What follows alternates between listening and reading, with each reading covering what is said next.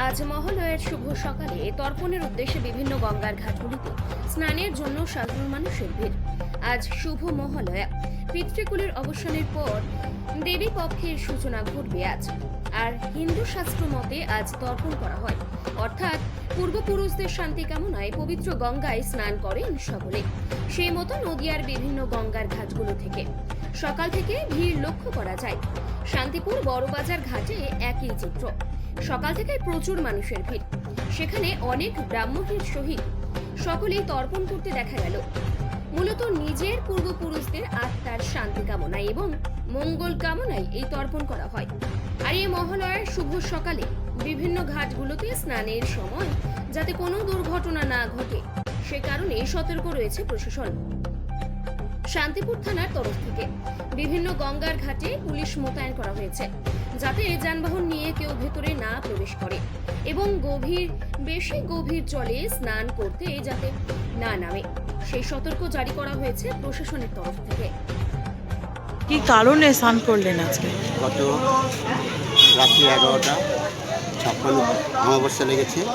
এটা একটা ভালো শুভ দিন, পূর্বপুরুষদের জন্য তর্পণ করা খুব শুভ সময়।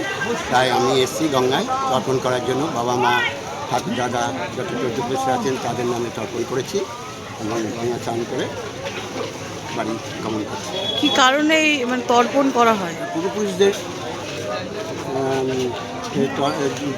জলদানের জন্য, পূর্বপুরুষদের জলদান করেছে, জলদান করার জন্য এই তর্পণ করা হয়।